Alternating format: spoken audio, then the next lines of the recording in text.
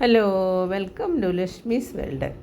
ഇന്ന് നമ്മൾ ഉണ്ടാക്കുന്ന ഒരു വെജിറ്റബിൾ ഇഡ്ഡലിയാണ്. അതിനുവേണ്ടി നമ്മൾ വെജിറ്റബിൾ എടുത്തിരിക്കുന്നത് ലോക്കി നമ്മൾ ചെറിയ കഷ്ണങ്ങളായി ചീകിയെടുക്കണം. അതിനുവേണ്ടി നമ്മൾ ഒരു പകുതി ലോക്കിയാണ് എടുത്തിരിക്കുന്നത്. തൊലിയൊക്കെ കളഞ്ഞ് വൃത്തിയാക്കി ചെത്തി നമ്മൾ ചീകിയെടുക്കണം. ഇതിനകത്ത് നമുക്ക് പെട്ടെന്ന് ഉണ്ടാക്കാൻ പറ്റുന്ന ഒരു ഇഡ്ഡലിയാണ്. ഇതിലേക്ക് നമ്മൾ ഉഴുന്നൊന്നും ചേർക്കുന്നില്ല. ഇൻസ്റ്റൻ്റായിട്ട് ഉണ്ടാക്കാൻ പറ്റുന്നതാണ്. നമുക്ക് പെട്ടെന്ന് രാവിലെ എടുത്ത് എണ്ണീറ്റ് ഉടനെ തന്നെ ഒരു ഇഡ്ഡലി ഉണ്ടാക്കണമെങ്കിൽ പെട്ടെന്ന് ഉണ്ടാക്കാൻ പറ്റുന്ന ഒരു ഇഡ്ഡലി തന്നെയാണിത്. ഒരു പാൻ എടുത്ത് വെച്ച് അതിലേക്ക് നമ്മൾ സ്വല്പം ഉഴുന്നിട്ട് കൊടുത്തു. പിന്നെ സ്വല്പം ഇഞ്ചി, ഒരു പച്ചമുളക് ചെറുതായി കട്ട് ചെയ്തതും കരിവേപ്പിലയും കൂടി ഇട്ട് കൊടുത്തു. അത് മൂത്ത് വരുമ്പോൾ നമ്മളൊരു 1/4 കപ്പോളം റവ എടുത്തിട്ടുണ്ട്. അതിട്ടൊന്ന് ചെറുതായിട്ടൊന്ന് മൂപ്പിച്ച് കൊടുക്കണം. ഒരു 1-1.5 മിനിറ്റോളം മൂപ്പിച്ചാൽ മതി. ഒത്തിരി അങ്ങ് മൂപ്പിച്ചെടുക്കണ്ട. ഇനി ലോക്കി നമ്മൾ ചീകി എടുത്തിട്ടുണ്ട്. അത് നമുക്കൊരു 1/4 കപ്പോളം കിട്ടിയിട്ടുണ്ട്. ലോക്കി നമ്മളൊരു പാത്രത്തിലേക്ക് ഇട്ട് കൊടുത്തു. ഇനി അതിലേക്ക് നമ്മൾ റവയും കൂടെ ഇട്ട് കൊടുക്കണം. പെട്ടെന്ന് പുളിക്കാൻ വേണ്ടി നമ്മളിതിലേക്ക് തൈരാണ് ചേർത്ത് കൊടുക്കുന്നത്. 1 കപ്പ് 1/4 കപ്പോളം റവയ്ക്കും 1/4 കപ്പോളം തന്നെ ലോക്കി ഉണ്ട്. അതിലേക്ക് നമുക്ക് 1/2 കപ്പോളം തൈരിട്ട് കൊടുക്കണം.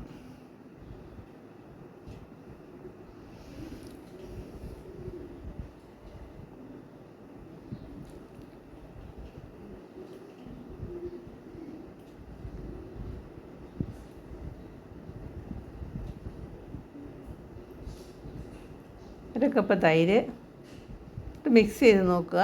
പിന്നെ ആവശ്യത്തിന് വെള്ളം ഒഴിച്ച് കൊടുക്കുക. വെള്ളം ഒരു കപ്പോളം വെള്ളമാണ് ആദ്യം അതിന് ഒഴിച്ച് കൊടുത്തത്.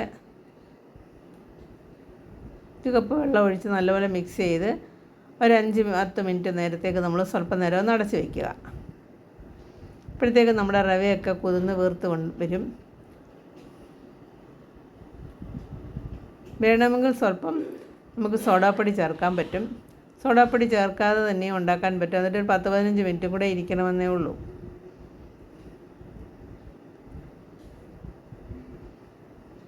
ഒരു കപ്പ് മുഴുവൻ വെള്ളം തന്നെ ഒഴിച്ച് കൊടുത്തിട്ടുണ്ട്. ഇനി നമ്മളൊരു 10 മിനിറ്റ് കഴിയുമ്പോഴത്തേക്കും ഇത് ഇളക്കി നോക്കുമ്പോൾ അറിയാൻ പറ്റും അതിലേക്ക് ഇനിയും വെള്ളത്തിൻ്റെ ആവശ്യമുണ്ടോ ഇല്ലയോ എന്ന്. അപ്പം ഞാൻ ആവശ്യത്തിന് ഉപ്പൊക്കെ ഇട്ട് കൊടുത്ത് ഒന്നുകൂടെ മിക്സ് ചെയ്തു.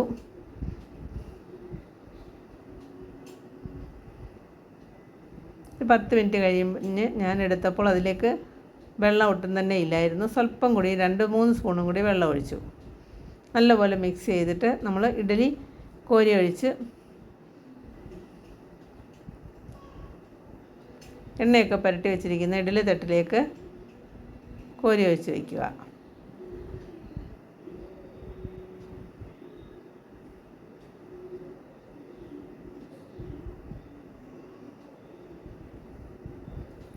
സാധാരണ നമ്മൾ ഇഡ്ഡലി ഉണ്ടാക്കുന്ന പോലെ തന്നെ ആവിയിലിത് സ്റ്റീം ചെയ്തെടുക്കുക. സൂപ്പറായിട്ടുള്ള സോഫ്റ്റായിട്ടുള്ള ഇഡ്ഡലി തയ്യാറായിട്ടുണ്ട്. ഷുഗറൊക്കെ ഉള്ളവർക്കൊക്കെ ഉണ്ടാക്കി കൊടുക്കാൻ പറ്റുന്ന ഒരു ഇഡ്ഡലി ആയിരിക്കും. കുട്ടികൾക്കും എല്ലാവർക്കും ഇഷ്ടപ്പെടും. ഇതിൻ്റെ കൂടെ നമ്മൾ നല്ല തേങ്ങാ ചട്നിയും കൂടെ ഉണ്ടാക്കി നമുക്ക് കഴിക്കാൻ പറ്റും. സോഫ്റ്റായിട്ടുള്ള ഇഡ്ഡലിയാണ്. ഇതിലേക്ക് നമ്മൾ ഉഴുന്നിൻ്റെ ഒന്നും ആവശ്യമില്ലല്ലോ. അതുകൊണ്ട് വളരെ ടേസ്റ്റി ആയിട്ടുള്ളൊരു ഇഡ്ഡലിയും കൂടെയാണ് ഇത്. ഇങ്ങനെയൊന്ന് ഉണ്ടാക്കി നോക്കുക. എല്ലാവർക്കും ഇഷ്ടപ്പെടും. ഓക്കേ.